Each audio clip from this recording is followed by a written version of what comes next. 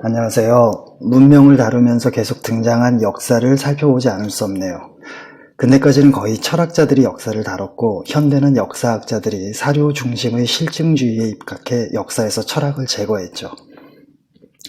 전혀 딴판인 근대와 현대를 잇는 연결고리가 카르 마르크스의 유물사관, 그러니까 변증법적 유물론에 기반한 역사적 유물론이라는 생각에서 25회 해겔의 역사철학 강의와 연결되는 내용임에도 불구하고 이번에 다루게 되었습니다. 마르크스 사상의 핵심은 독일 이데올로기의 부록인 포이어바의 과한한 태제에 고스란히 드러나 있는데, 인식의 주체든 인식의 객체든 언제나 변증법적으로 변화 중인 우주와 역사와 사회 속에서 그것들을 고정적인 또는 불변하는 존재로 파악하려는 시도는 무엇이든 잘못되었다는 겁니다. 헤라클레이토스의 말처럼 강물은 고정적이지도 불변적이지도 않기 때문에 흐르는 같은 강물에 발을 두 번 담글 수는 없고, 윌버의 말처럼 새로운 형상들이 끊임없이 생겨나고 있기에 깨달음도 언제나 진행 중인 거고요. 28회에서 살펴보았듯이 우주와 역사와 사회는 카오스, 그러니까 전체 개 내의 모든 구성 요소가 극히 복잡하게 관계를 맺은 채 상호작용하는 복잡계입니다. 여기에서의 핵심은 구성 요소들이 맺는 관계의 방식이죠. 그것이 조금만 달라져도 결과에서는 엄청난 차이가 생기니까요. 이런 의미에서 하라리도 역사는 결정론으로 설명될 수도 예측될 수도 없다고 말하죠.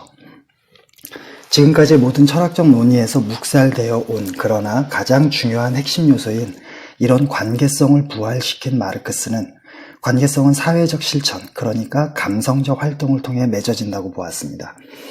지금까지 철학자들이 세계를 단지 이론적으로 해석만 해온 것은 잘못되었다고 비판하면서 말이죠. 그래서 인간은 사회적 관계들이 앙상블, 즉 사회적 관계들이 총체라는 6번째 태제는 관계성을, 가장 중요한 건 세계를 변화시키는 것이라는 11번째 태제는 능동적인 실천을 천명한 겁니다. 마르크스의 생애에서는 용어만 확인하겠습니다. 재산, 그러니까 여윳돈이나 노동에 필요한 생산수단을 갖고 있지 못하다는 의미에서의 무산계급이 프롤레타리아트이고, 그 반대가 부르주아지이며 각각의 단수형이 프롤레타리아와 부르주아이죠. 그리고 여기에 거주지도 없고 직업도 없는 탓에 지배계급에 매수되기 쉬운 사회 최하층인 룸펜 프롤레타리아트, 즉 유랑무산계급과 자신의 이익을 위해 부르주아와 싸울 뿐 보수적인 소규모 제조업자, 소상공인, 농민 같은 뿌띠 부르주아, 즉 소시민이 추가되기도 하고요. 칸트로 인해 널리 사용되기 시작한 이율 배반은 쉽게 말해서 모순 또는 역설이라고 할 수 있고, 헤겔 사망 후 급진적이거나 진보적인 견해를 지닌 사람들을 좌파로, 보수적인 견해를 지닌 사람들을 우파로 부르기 시작했습니다. 마르크스는 인간을 보통 유적 존재로 지칭하는데, 사회 속에서 타인들과 관계를 맺으면서 노동을 통해 자아를 실현하는, 즉 사회적 존재라는 거고요. 헤겔에겐 변화와 발전을 설명할 수 있는 변증법은 있었지만 유물론이 없었고, 포이어바흐에겐 과학과 물질이 근본 요소라는 유물론은 있었지만 변증법이 없었죠. 헤겔과 포이어바흐의 장점만을 모아 하나로 통합한 것이 변증법적 유물론입니다. 유물론의 토대 위에서 우주와 세계와 역사와 사회 모두를 변증법적 과정으로 이해해야 한다는 일종의 원리인 셈이죠. 이 원리를 인류의 역사와 인간 사회에 한정해서 구체적이고 자세하게 적용한 것이 역사적 유물론이고요.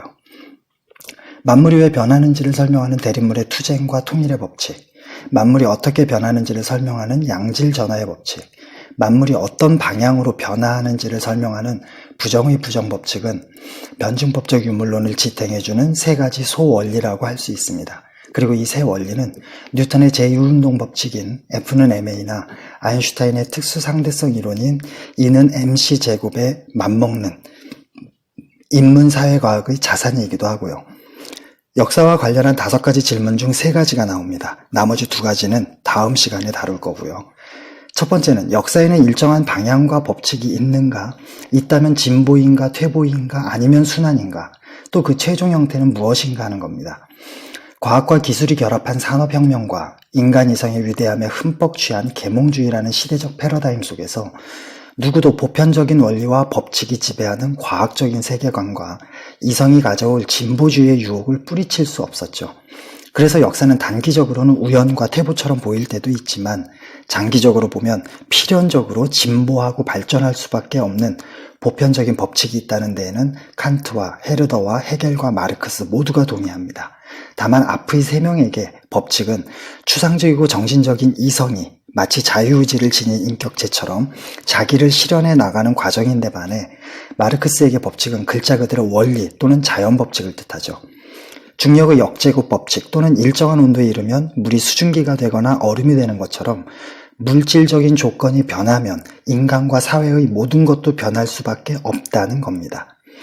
변증법은 끊임없는 과정 그 자체라는 사실을 잠시 잊은 채 이론의 완성이라는 유혹에 빠져서 역사 발전의 최종 형태로 마르크스가 공산주의 사회를 제시한 건 공산주의 사회가 제 아무리 천국의 모습이라 하더라도 이론이 지녀야 할 논리적인 일관성을 스스로 깨트린 큰 실수죠.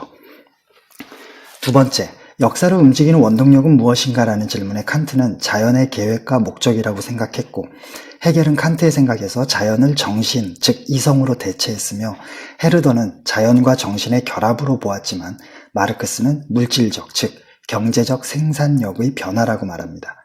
세 번째 질문은 역사에 일정한 방향과 법칙이 있다면 역사 속에서 인간의 역할은 무엇인가 하는 건데 역사에 법칙이 있음을 인정하는 순간 당연히 역사 속 인간의 역할은 들러리로 전락하게 됩니다.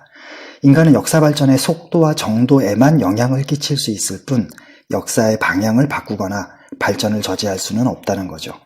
헤겔이 말한 이런 이성의 관계와 객관적인 물질적 조건이나 생산력의 모순이 심화될 때에만 다음 단계로의 발전이 창발한다는, 그러니까 혁명이 일어날 수 있다는 마르크스의 말을 똑같다고 판단한 파일의 내용은 잘못된 겁니다.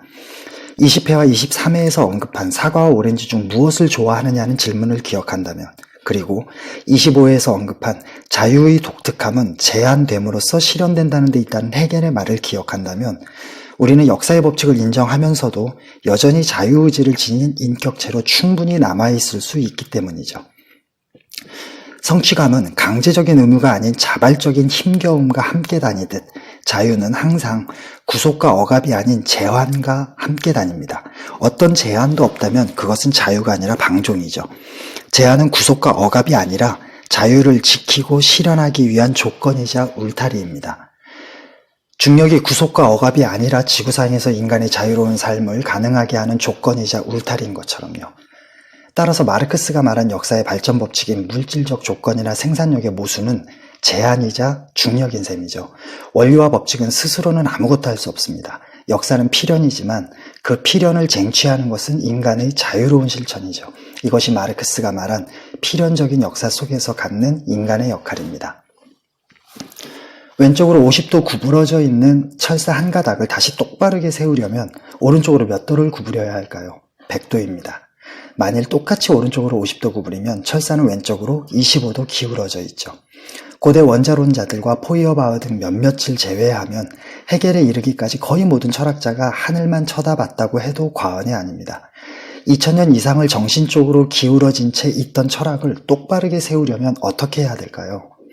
아주 조금씩 2000년 이상을 물질적으로 구부려 가던가 아니면 과격하게, 그러니까 젖먹던 힘까지 다해서 극단적으로 확 구부려야 할 겁니다. 후자의 방법을 택한 사람이 정신적인 것을 모두 없앤 극단적이고 기계적인 유물론을 주장한 포이어바흐이고, 뭐 그렇게까지 하고 그래, 안 힘들어? 좀 살살하자 라고 말한 사람이 마르크스이죠. 책을 보고 공부할 때만 진정한 행복을 느낀다는 사람과 배불리 먹었을 때가 진정한 행복이라는 사람 사이에서 둘 다 우리에게 행복을 주지만 그래도 충분히 먹어야 책을 보든 공부를 하든 제대로 할 수 있지 않겠어? 뭐니 해도 한국인은 밥심이지 라고 말한 셈입니다. 즉 마르크스의 유물론은 여러 음식 중에서 주식이 무엇인지를 말한 거죠.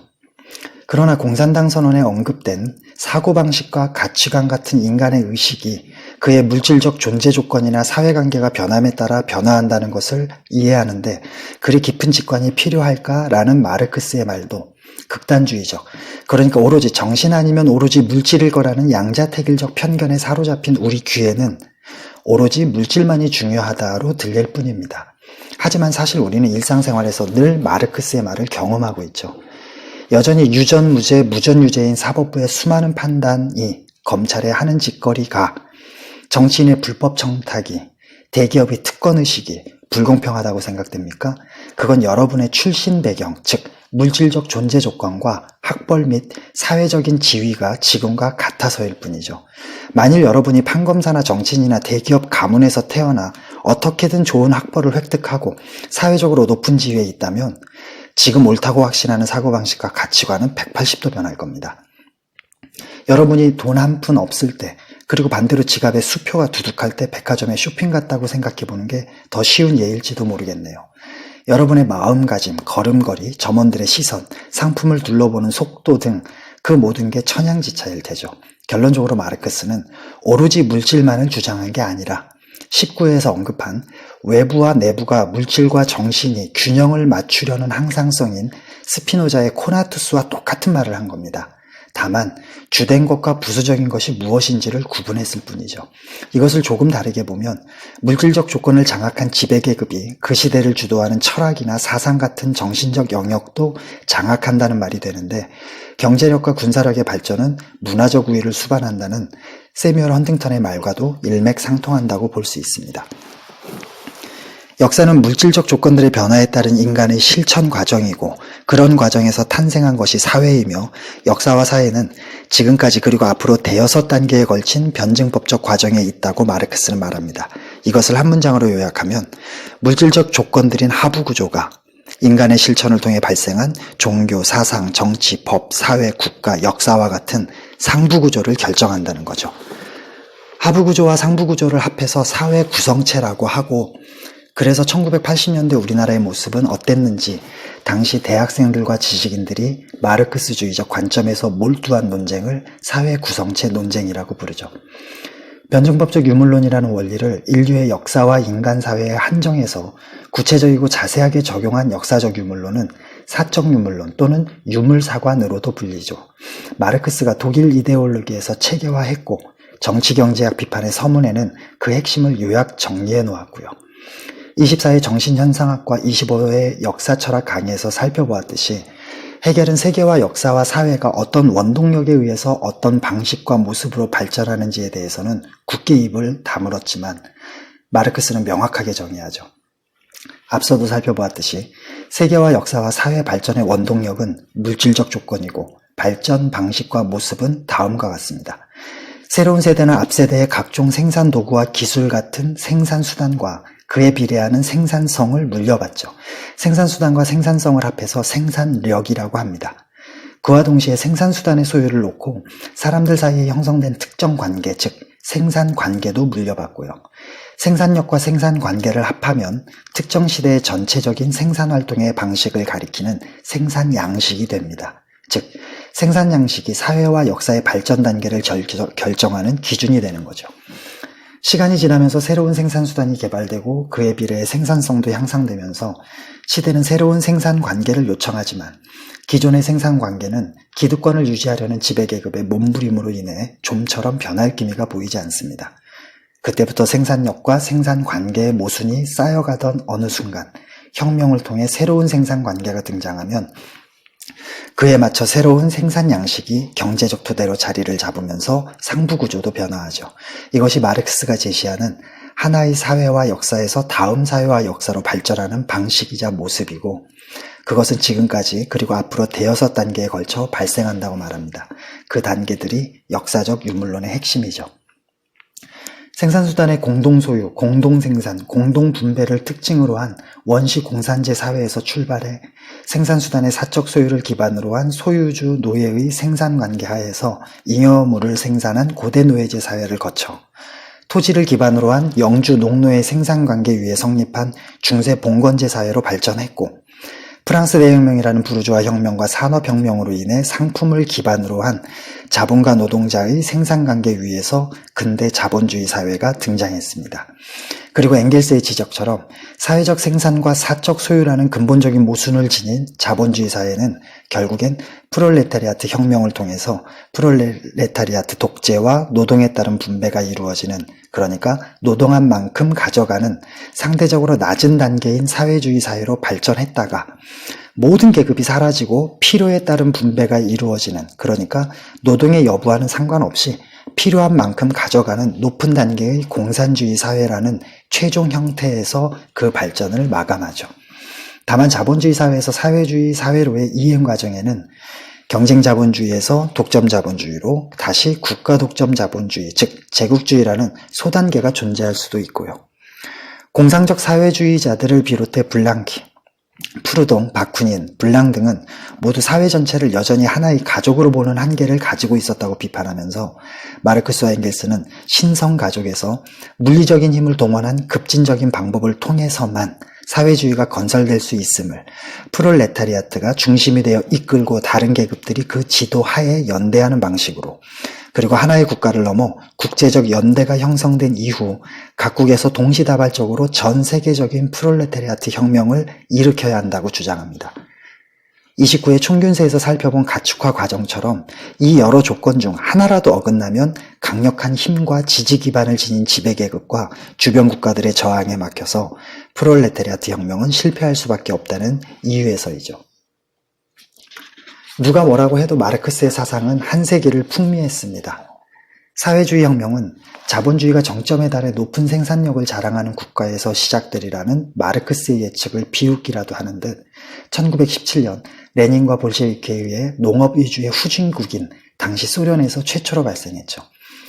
그러면서 자연스럽게 마르크스의 사상은 소련을 중심으로 한 급진적인 정통 마르크스주의와 자본주의에 점차 물들어간 유럽을 중심으로 한 점진적인 서구 마르크스주의로 분열되었고요. 자본주의가 발전할수록 양극화와 소득의 불균형 같은 자본주의 내부의 모순, 즉 심각한 사회적 문제들이 대두되면서 서구 마르크스주의자들은 마르크스의 사상에 맞춰서 그런 현상들을 설명하기 시작했습니다. 그러면서 자연스럽게 마르크스의 사상은 심한 왜곡을 겪게 되었죠. 지금의 현상들을 오로지 2000년 전에 기록된 성경에 근거해 모두 설명하려는 성직자들의 시도가 자의적인 해석과 심각한 왜곡을 불러온 것처럼 말입니다. 로잘 룩셈부르크의 제국주의 이론과 안드레 군더 프랑크의 종속 이론, 그리고 이메뉴얼 월러스튼의 세계 체제론은 모두 물질적 조건을 사회와 역사 발전의 원동력으로 본 마르크스의 사상에서 크게 벗어나지는 않았지만 그것만으로 설명하기에는 자본주의 사회가 너무나 훌쩍 자라버렸죠. 그래서 역사와 계급의식을 통해 역사 발전에 있어서 프롤레타리아트가 분명한 계급의식을 갖는 게 사회주의 혁명에서 중요한 부분이라며 눈길을 상부구조, 그러니까 정신적으로 돌렸던 게오르그 루카치와 헤게모니 이론을 주장한 안토니오 그람시가 재조명을 받기 시작했고요. 사회주의 혁명을 위해선 세 가지 요소, 즉 사유재산권의 폐지와 사회적 분업의 철폐, 그리고 높은 생산력이 전제되어야 합니다. 사유재산권의 폐지야 강제력을 동원한다면 어찌어찌 해서라도 실현할 수 있겠지만 나머지는 불가능해 보이네요. 누가 막지 않아도 분야를 바꿀 수 있는 사람은 극히 드뭅니다. 일정 시간 동안 해당 분야에 관한 지식을 쌓아야 하는데 시간만 투자한다고 되는 게 아니기 때문이죠. 저 같은 문과 출신이 수학이나 과학이나 의학 분야의 지식을 습득해 진출하는 데는 말로는 표현할 수 없는 두뇌적 한계가 분명히 있다는 점 다들 공감하실 겁니다. 게다가 이 분야 저 분야를 돌아다니면서 자신의 적성을 자유롭게 찾아가는 게 개인적으로는 바람직할 수 있겠지만 사회 전체적으로 볼 때는 혼란만 가중될 뿐이고 경제 기반도 취약해질 수 있고요. 높은 생산력이라는 말도 하나만아입니다. 어느 정도의 수준을 가리키는지 정확한 개념 정의가 없기 때문이죠. 높다, 낮다, 크다, 작다, 가깝다, 멀다, 조금이다, 많다 등은 모두 관점의 문제이니까요. 그리고 혹시라도 마르크스가 상상한 그런 수준에 도달한 나라라면 분명히 대다수가 잘 먹고 잘 살 텐데 굳이 혁명이 필요할까요? 그런 사회에서도 소외되는 사람들이야 당연히 있겠지만 그들의 힘만으로는 혁명을 일으키는 게 불가능할 만큼 소수일 테고 나머지 사회 구성원들과 국가가 그들의 복지 정도는 충분히 책임지고도 남을 테니 말입니다. 그리고 조금은 생뚱맞게 31회에서 살펴본 헌팅턴과 토인비가 등장하는데 굳이 마르크스의 사상이나 역사와의 관련성을 찾으려고 애쓰기보다는 31회만으로는 부족했던 내용을 보충하는 기회로 삼기를 바랍니다. 고생하셨습니다. 다음 시간에 뵙죠.